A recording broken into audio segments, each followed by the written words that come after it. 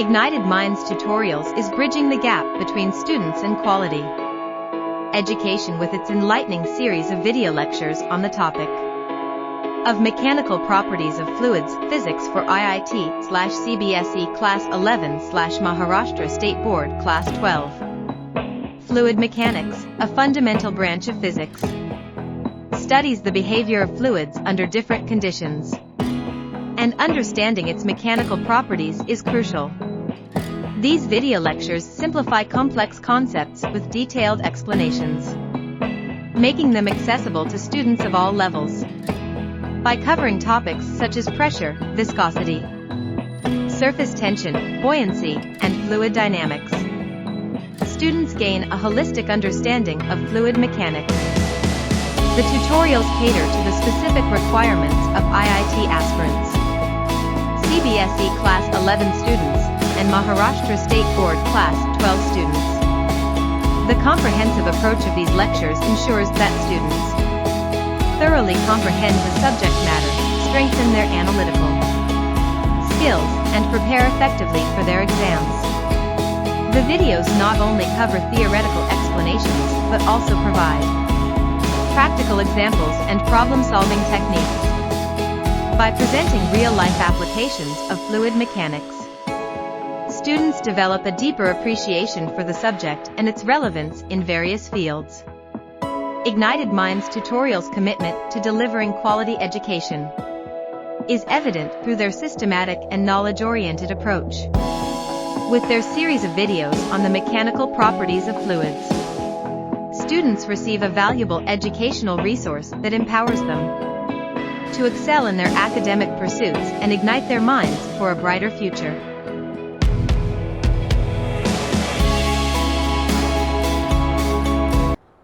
Okay, most probably people today we will be done with this chapter, mechanical properties of fluids. ठीक है. Okay, तो कल हमने देखा भाई साहब यहाँ पे एसेंट फॉर्मूला क्या है, H is equal to 2 sigma cos theta upon R rho G. ये आपका एसेंट फॉर्मूला है. ठीक है, where theta is the angle of contact. Clear पीपलम. ओके, सो अभी ये वाला सवाल कल किया था हमने ना. ओके, ये वाला हो गया था right.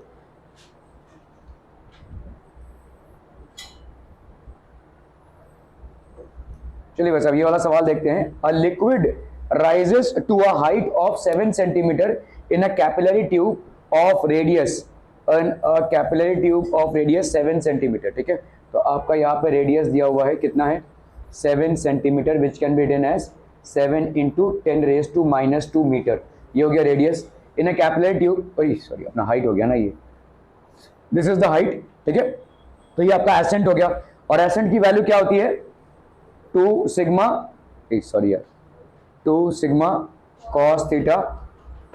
cos theta upon R rho G. ठीक है. ओके, तो अभी आपको यहाँ पे क्या निकालना है, the density of the liquid. आपका यहाँ पे दिया हुआ रेडियस कितना दिया हुआ देखो 0.1 millimetre. That can be written as 0.1 into 10⁻³ metres. ठीक है. Angle of contact between the liquid and the surface tube that is theta equal to 0 है, तो ऑब्वियसली cos थीटा की वैल्यू कितनी हो जाएगी बोलो 1. Calculate the surface tension of the liquid. तो आपको यहाँ पे सरफेस टेंशन की वैल्यू निकालनी है. तो H R rho G upon 2 cos theta is equal to sigma. ठीक है, H R रो G. तो सिग्मा की वैल्यू यहाँ पे भाई साहब कितनी हो गई, H की वैल्यू है 7 इंटू 10⁻² इंटू R की वैल्यू भाई साहब यहाँ पे कितनी है 0.1 इंटू 10⁻⁻3. ठीक है, H R रो की वैल्यू यहाँ पे भाई साहब कितनी है, आपका वाटर लिक्विड नहीं 0.8 है ना. डेंसिटी की वैल्यू भाई साहब कितनी है 0.8 इंटू 10⁻³ ठीक है. ओके, और भाई साहब क्या यहाँ पे जी की वैल्यू है भाई साहब आपकी 10. चलिए भाई साहब, okay, upon 2 into cos theta that is 2 into 1. ठीक है, क्लियर है. तो ये किसी से भी काट दो भाई साहब 0.4. ठीक है, 7 4 कितना हो गया भाई साहब आपका 28. अभी हम पॉइंट्स की बात कर लें, यहाँ पे 1 और ये हो गया 2, तो 0.28 हो गया. यहाँ पे 10⁻³ और +3 कैट हो गया 10⁻, ये हो जाएगा कितना भाई साहब 10⁻⁻1. तो ये हो गया आपका 10⁻⁻1. तो this will be how much, इसको अपन लिख सकते हैं, अगर इसको इधर लिया तो 2.8 इंटू 10⁻⁻² हो जाएगा। और सरफेस टेंशन है तो सरफेस टेंशन का यूनिट क्या होता है, फोर्स पर यूनिट लेंथ है, तो that is newton per metre, ठीक है। So this will be newton per metre. Clear हम पीपल, हम surface tension will be 2.8 into 10⁻⁻² newton per metre. Clear clear clear people, हम ओके ओके ओके। ये वाला कल किया था, ये वाला हो गया था ना कल, this one was done yesterday right. डनम डनम डनम, चलो भाई साहब okay.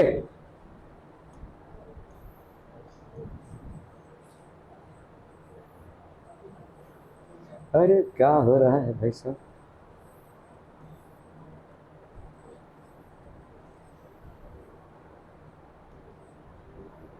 Water rises in a capillary tube to a height of 2 centimetre. एक कैपिलरी ट्यूब में 2 सेंटीमीटर हाइट तक ऊपर राइज हो रहा है। In another capillary tube whose radius is 1/3 of it, दूसरा कोई कैपिलरी ट्यूब है जिसका रेडियस 1/3 है। How much water will rise, कितना राइज होगा। जिसका रेडियस कम हो गया तो क्या वो ज्यादा राइज होगा। देखो एक फिनोमेना याद रखना भाई साहब, समझो अगर ये आपने एक बीकर लिया हुआ है और इसमें कोई पानी है और यहाँ पे एक थिनर ट्यूब लिया हुआ है, ठीक है, और दूसरा एक बीकर लिया हुआ है, ठीक है, वही सेम अमाउंट ऑफ पानी है और इसमें आपने एक थिकर ट्यूब लिया हुआ है। मुझे बता सकते हो किसमें वाटर ऊपर जाएगा ज्यादा, थिनर वाले में ज्यादा जाएगा, ठीक है। So it will rise to a greater height than a thicker one.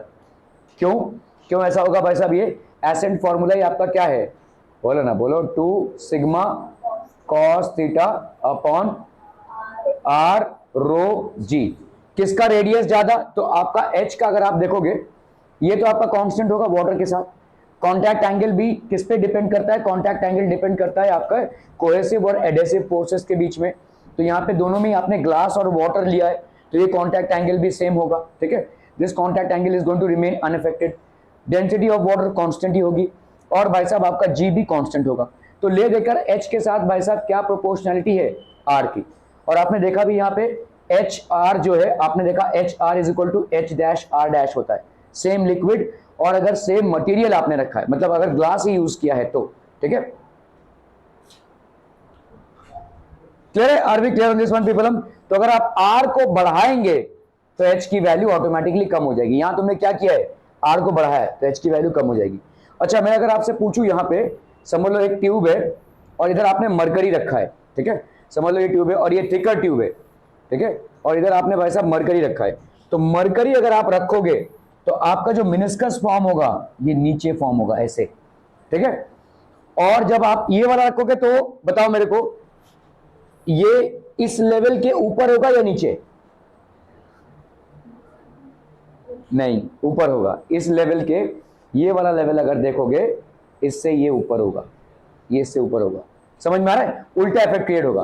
Clear है। देखो जैसे यहां पे आपका हाइट ये था, ये वाला हाइट हो गया यहां पे, देखो यहां पे क्या हो रहा है आपका, यहां पे आपके कॉस थीटा पे डिपेंड कर रहा है और कॉस थीटा आपका यहां पे क्या है, नेगेटिव है, समझ में आ रहा है। जहां पे आपका कॉन्वेक्स मिनिस्कस बनता है वहां पे थीटा आपका ऑब्ट्यूज है, थीटा आपका ऑब्ट्यूज है मतलब कॉस थीटा आपका नेगेटिव है, ठीक है। तो यस एच की वैल्यू किस पे डिपेंड करती है, तो एच आपका नेगेटिव होगा। अभी एच का वैल्यू भाई साहब is directly proportional to 1/r। क्या ये समझ में आ रहा है। किसका रेडियस यहां पे ज्यादा, इसका रेडियस ज्यादा, तो आपका जो एच होगा आप बोलेंगे भाई साहब ये एच मतलब हाइट किसकी ज्यादा होगी, लिक्विड की, इसकी ज्यादा होगी ना भाई साहब, समझ में आ रहा है। इसको ऐसे देखो, इसको ऐसे मत देखो कि इस लेवल से ये नीचे है कि ऊपर, इसको ऐसे देखो कि इस लिक्विड का इस कैपिलरी में कितना राइज हुआ है, तो इसमें जितना राइज होगा इसमें उससे ज्यादा राइज होगा। क्यों, क्योंकि भाई साहब आपका आर इधर ज्यादा है, ठीक है। यहां पे नेगेटिव कौन कम है, दोनों भी आपके नेगेटिव हैं, है कि नहीं। अगर मैं बोलूं -5 और -4 इनमें कौन बड़ा है, 4, दिस इज ग्रेटर, समझ में आ रहा है यहां पे। तो इसी तरह से इसका आर जो है और इसका आर जो है, इनमें से बड़ा कौन है, ये वाला कि ये वाला, ये वाला आपका बड़ा है, समझ में आ रहा है। तो यहां पे आपका ये आर इससे बड़ा है, इसीलिए आपका हाइट यहां पे इससे कम होगा। क्लियर है, समझ में आ रहा है ये, ठीक है, that is how it is. Okay चलिए इस पे आते हैं भाई साहब। Water rises in a capillary tube to height of 2 centimetre in another capillary tube whose radius is 1/3 of it, ठीक है, how much water will rise. तो आपको भाई साहब यहाँ पे तो आपको यहां पे मालूम ही है कि h की वैल्यू क्या होती है, 2 sigma cos theta rho R जी, ठीक है। दूसरा भाई साहब क्या हो जाएगा, 2 सिग्मा कॉस थीटा रो और 1/3 है, देखो 1/3 मतलब r/3 है, ये r/3। बाकी कोई भी फैक्टर चेंज नहीं हुआ है। क्यों नहीं चेंज हुआ है, वाटर नहीं चेंज हुआ है, तो surface tension of water change नहीं होगा। वाटर और ग्लास एज मीडियम्स चेंज नहीं हुए, तो आपका थीटा एंगल भी चेंज नहीं हुआ है, आपका डेंसिटी ऑफ वाटर भी चेंज नहीं होगा और जी भी चेंज नहीं होगा। अगर आप करते हो यहाँ पे भाई साहब h'/h, तो क्या बचेगा बोलो, टुडुंग टुडुंग सब कैंसिलम, यहाँ पे बच जाएगा आपका r/3 h'/h। तो h' की वैल्यू क्या हो जाएगी, r/3 into H, r/3 into H, ठीक है। तो आपका भाई साहब यहाँ पे to how much height will the water rise, water कहां तक जाएगा भाई साहब, अरे आर क्यों कट, आर तो कट जाएगा ना भाई साहब, सॉरी यहाँ पे नहीं रेडियस सेम ही है ना, radius is same, water rises in another capillary radius is 1/3, तो r/3 हुआ ना यहाँ पे, तो this will be 2 sigma cos theta by rho r/3 है ना G upon 2 sigma cos theta by rho R G. कैंसिलम कैंसिलम कैंसिलम कैंसिलम कैंसिलम कैंसिलम, आर भी आपका हो गया कैंसिल, ठीक है। So this will be how much, 1/3, तो h'/h, तो h' की वैल्यू क्या हो जाएगी, h/3। यार यही हो रहा है ये तो यहाँ पे,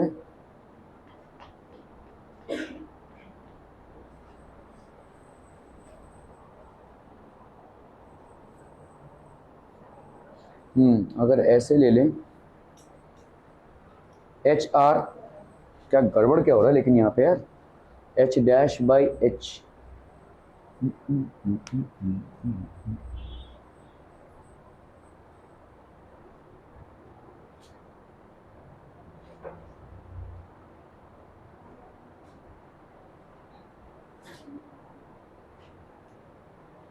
हमारा इस फॉर्मूला से क्यों नहीं आ रहा है भाई साहब, 2 sigma cos theta,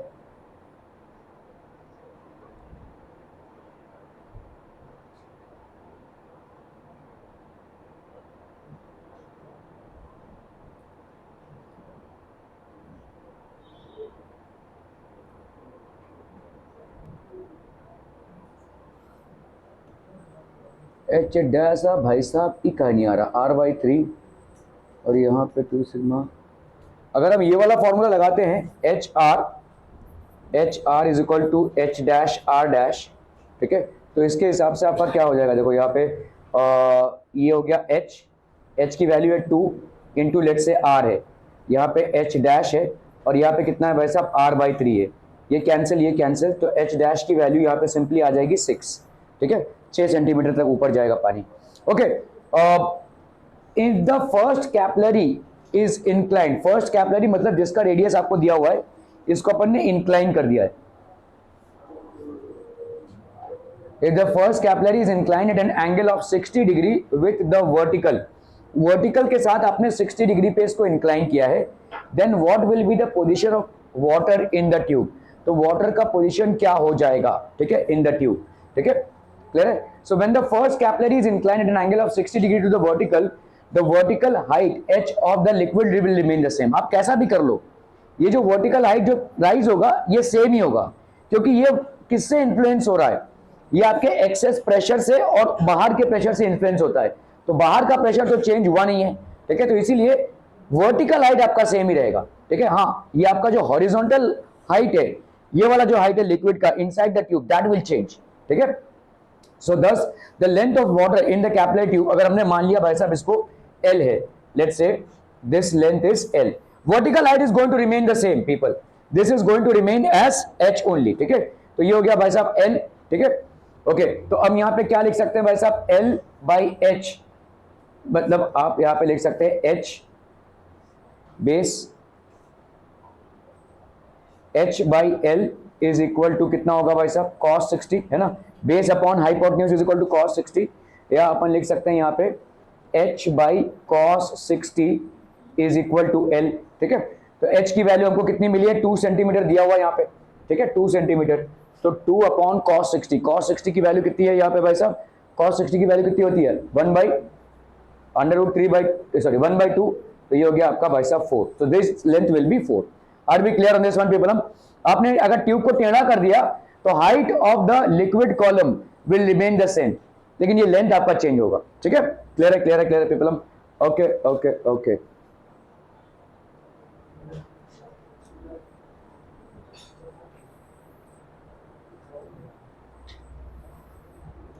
Okay, in a 5 centimeter long capillary tube with 0.1 millimeter internal diameter open at both ends, ठीक है? तो आपका diameter कितना दिया हुआ है भाई साहब, तो रेडियस कितना हो जाएगा बोलो?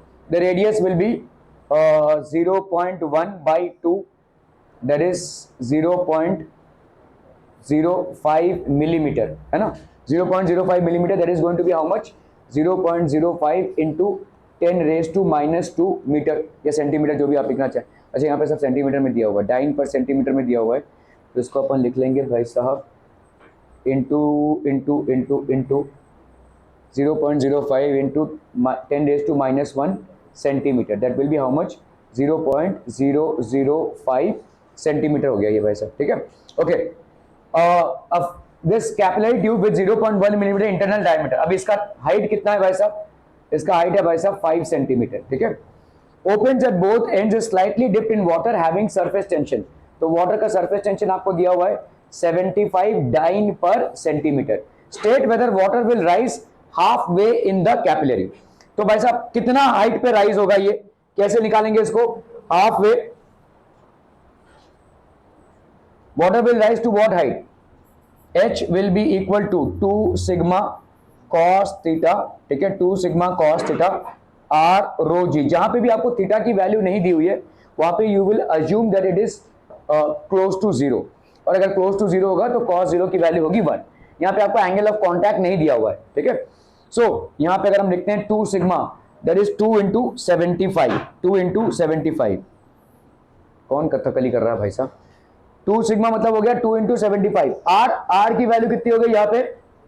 0.005 है ना, 0.005।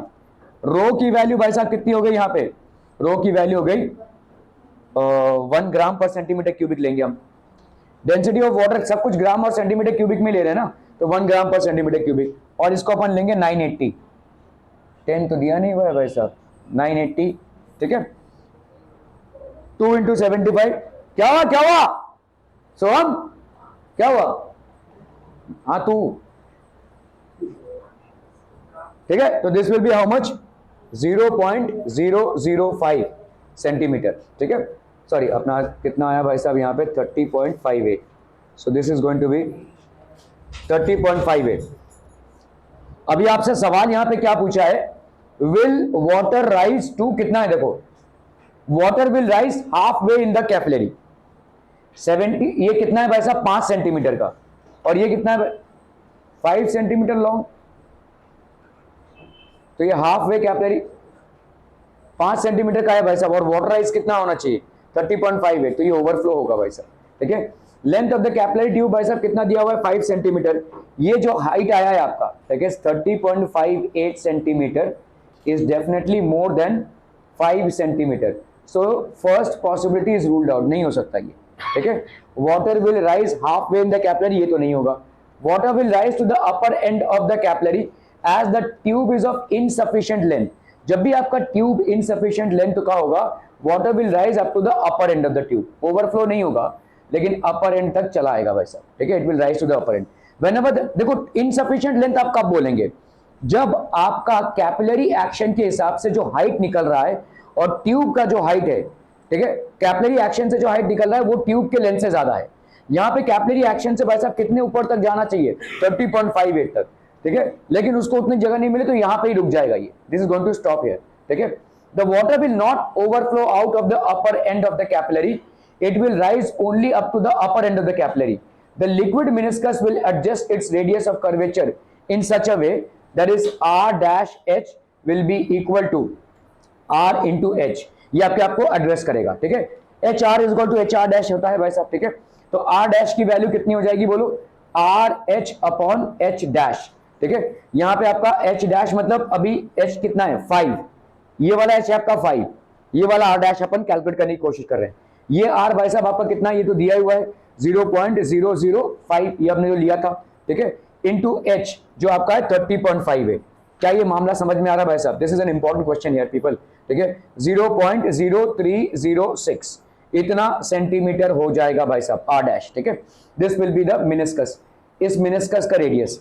तो दो चीजें हैं भाई साहब, अगर आपका कोई लिक्विड है, इफ आपका समझ लो हाइट आया है, this height is more than the height of this height of the capillary, height of capillary is more then height of tube, या हम इसको क्या बोलेंगे, tube is of insufficient length, tube is of insufficient length, ठीक है।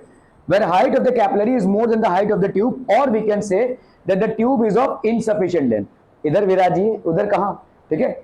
so the tube is of insufficient length, अगर आपका tube भाई साहब क्या हो जाएगा, insufficient length का हो जाएगा। if the tube is of insufficient length, तो यहां पे क्या होगा, overflowing will not happen, ठीक है, no overflow will happen। अगर ओवरफ्लो नहीं हो रहा है, ओवरफ्लो विल हैपन, ठीक है। मतलब ऐसा नहीं है कि वाटर अपने हाइट के हिसाब से बाहर निकलने लगेगा, कोई ओवरफ्लो नहीं होगा यहाँ पे। तो यहाँ पे किस तरह से हम रेडियस को कैलकुलेट करेंगे, रेडियस ऑफ मिनिस्कस, यहाँ पे H R will be equal to H dash R dash, ठीक है। ये जो है R dash radius of new meniscus है, रेडियस ऑफ न्यू मिनिस्कस, और ये एच डैश भाई साहब आपका कैपिलरी हाइट है, कैपिलरी हाइट, ठीक है, क्लियर है। ये आपका क्या है भाई साहब, ये वाला एच क्या है, tube height, this is basically what, tube height, and this is what, tube radius, इसको याद रखिएगा, ठीक है। This will B tube height and tube radius, ठीक है। तो मतलब क्या है, देखो ये अगर आपका ट्यूब है और इसको अपन ने किस में डाला हुआ है, वाटर में डाला हुआ है, तो यहां पे आपका ऊपर तक गया, ठीक है। यहां पे अभी मतलब आपका जैसे पिछली बार कितना आया था, 30 सेंटीमीटर आया था, और जबकि ट्यूब का हाइट कितना था, 5 सेंटीमीटर था। तो obviously the tube is of insufficient length, so what does it mean, will it mean that 25 centimetre के ऊपर वैसा पानी फवारा बन के बाहर निकलने लगेगा, नहीं, ठीक है। What will happen is it will acquire, इतना हाइट तक तो वो जाएगा ही, ठीक है। तो ये हो गया आपका ट्यूब हाइट भाई साहब। आपका एच डैश का वैल्यू क्या होगा, वही 30 पॉइंट जो लिया है आपने, ठीक है। ये जो मिनिस्कस होगा ये अपने आप को कुछ इस कदर एडजस्ट करेगा कि ये वाला इक्वेशन आपका फुलफिल हो जाए। मतलब ये आपका ट्यूब हाइट है और ये ट्यूब रेडियस है, ठीक है। This will be equal to the radius of the new meniscus formed into H dash, जो आपने कैलकुलेट किया इस वाले फॉर्मूले से, 2 sigma cos theta upon rho R G, इस वाले फॉर्मूले से जो आपने कैलकुलेट किया वही आपको मिलेगा, ठीक है। इस एच डैश को यहां पे डालना है। Are we clear on this one people, ठीक है। तो इस वाले सवाल में यही था, देखो आपका यहाँ पे जो h निकला था वो कितना था, 30.58, और जबकि आपका जो ट्यूब का लेंथ है वो 5 सेंटीमीटर ही है। So will it mean that the water will overflow, no, ठीक है। The water level will adjust itself at the upper end of the capillary in such a way that H R is equal to H dash R dash, और ये H dash यहाँ पे क्या है, ये 30.58 है, और एच क्या है इधर 5 सेंटीमीटर है। आर क्या है भाई साहब, रेडियस ऑफ द ट्यूब है, whatever the radius has been given, और आर डैश होगा radius of the new meniscus form. Are we clear to this one people, हम समझम, बहुत बढ़िया।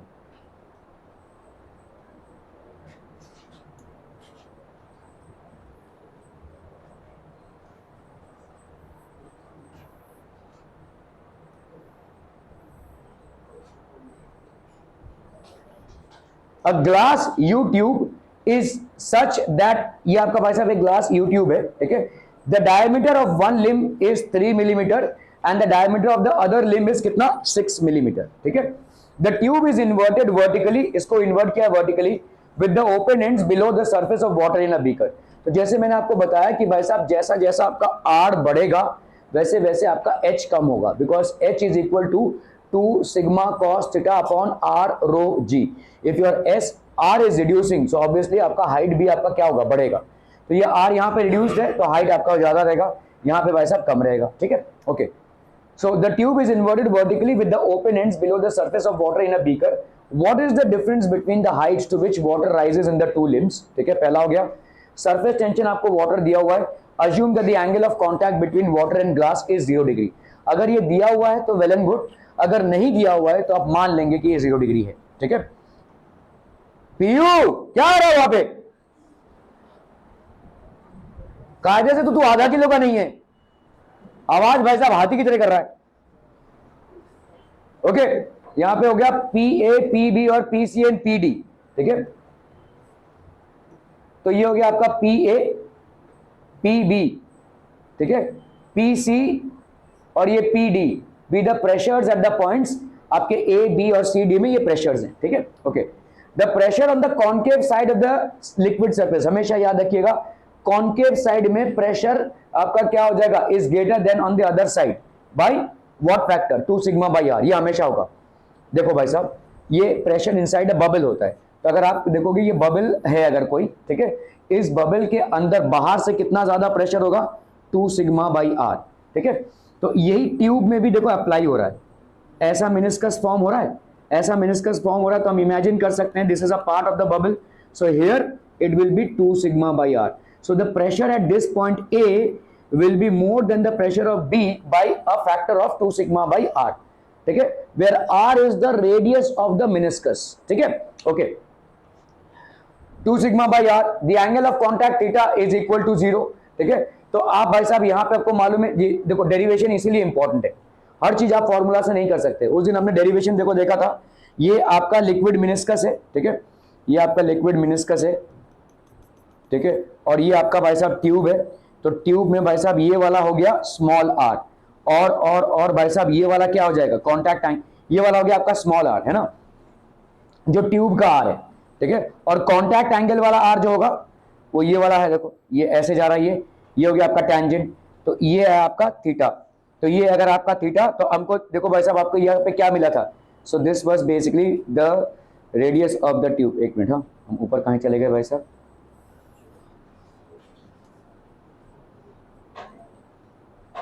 तो ये है आपका भाई साहब टेंजेंट, ये है आपका रेडियस आर, तो tangent and radius are basically what, perpendicular to each other, ठीक है। अभी हम बात करेंगे भाई साहब इस आर की, स्मॉल वाले आर की, ठीक है।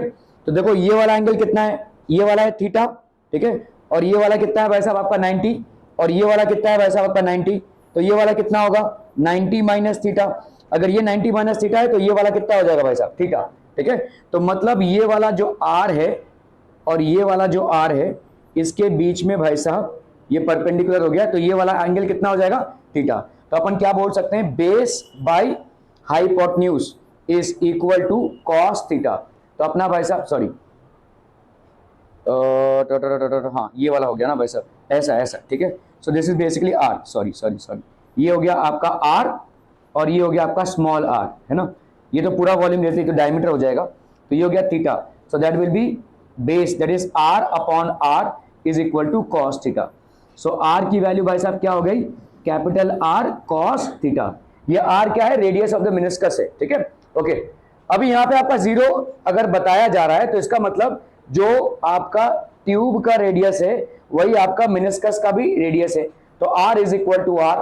क्लियर है, समझ में आ रहा है ये? ओके, अभी pressure at A, pressure at A क्या हो जाएगा बोलो, pressure at A will be pressure at B, ठीक है, प्लस 2 सिग्मा बाई R1, क्योंकि प्रेशर एट ए ज्यादा है, कितने से भाई साहब 2 सिग्मा बाई आर से, तो जो भी प्रेशर बी पे होगा उसके अलावा ये कितना ज्यादा होगा 2 सिग्मा बाई R1 से, ठीक है। ऐसा यहां पे भी होगा भाई साहब, pressure at C will be greater than pressure at D by 2 sigma by R2, so pressure at C will be pressure at D plus 2 sigma by R2। Are we clear on this one people? Okay, अभी इस चीज को समझिए, ये दोनों एक दूसरे को अगर बैलेंस कर रहे हैं तो यहां पे जितना प्रेशर है और यहां पे जितना प्रेशर है वो समान होगा, ठीक है। तो आपका पी ए और पी सी बराबर होगा, मतलब P B plus 2 sigma by R1 will be equal to P D by 2 sigma by R2।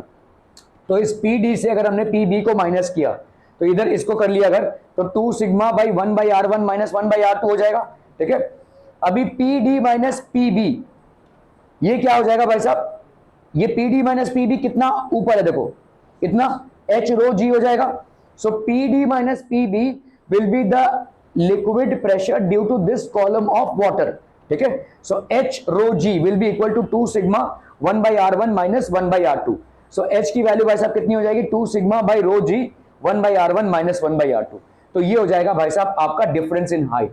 Surface tension आपको यहाँ पे पूछा है what is the difference between the heights to which water rises in both the lips. क्या ये समझ में आ रहा है या रिपीट टेलीकास्ट की जरूरत है भाई साहब? आपको पहले यहाँ पे दो कॉन्सेप्ट समझने हैं। एक तो ये हो गया कि भाई साहब आपका जो हमने डेरिवेशन किया था, देखो r by R is equal to cos theta होता है। अगर आपको वॉलंटरीली बता दिया गया है कि थीटा की वैल्यू 0 होगी तो r is equal to small r will be equal to capital R। ये हो गई बात खत्म, ठीक है। अभी हम आते हैं भाई साहब इसमें, ठीक है। यहाँ पे भाई साहब कितना हो जाएगा, देखो स्मॉल r और कैपिटल R यहाँ पे आपको दिया हुआ है 3 millimetre and that of the other is 6 millimetre.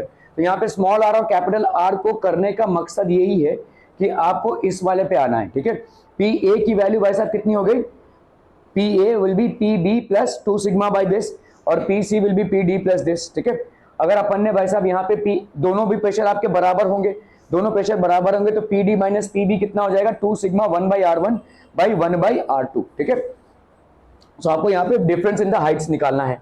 तो अगर आपने h किया तो 2 sigma by H rho G 1/r1 minus 1/r2।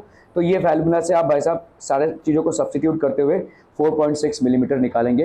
That will be the difference in the heights between the liquid column और rather water column in the two limbs.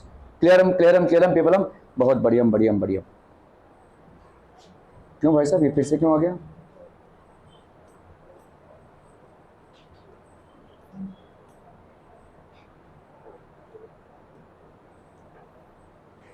Okay, last वाला topic है, कोई मतलब numerical वाला topic नहीं है ये, ठीक है। So we are almost done with this chapter.